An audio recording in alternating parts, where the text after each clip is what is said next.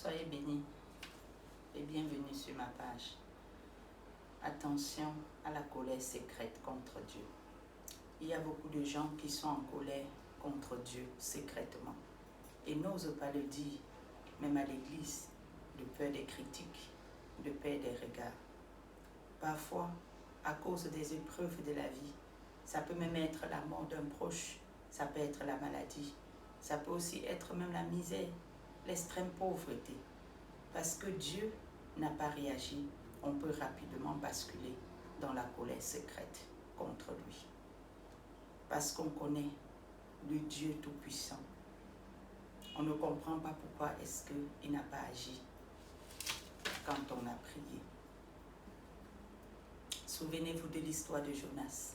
Il était aussi comme ça, en colère secrètement contre Dieu. Dieu l'avait dit, lève-toi, va à Ninive. Il s'élève, il va à Tarsis. Comme on peut le lire dans le livre de Jonas, chapitre 1, à partir du verset 1 au verset 3. Jonas était très en colère contre Dieu. Il était même irrité contre Dieu, mais il n'osait pas parler, il n'osait pas répondre, de peur que les prophètes disent qu'il est habité par un démon, que comment ça se fait qu'il peut être en colère contre Dieu. Donc beaucoup de gens sont comme ça, secrètement, ils vont à l'église, mais ils ont une petite colère contre Dieu. Et comment faire quand on est dans la colère secrète? Comment on va faire pour quitter cette colère? On va voir le premier élément.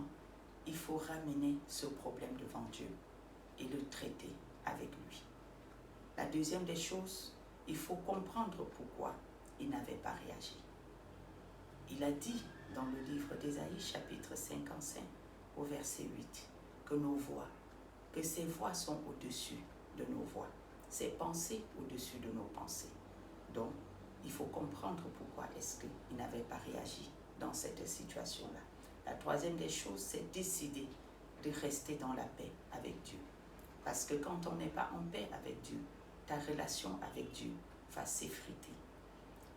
Et parce que nous avons toujours besoin de notre Dieu, nous sommes obligés de faire la paix vraiment avec lui et aller de l'avant. Soyez bénis mes frères et sœurs en Christ.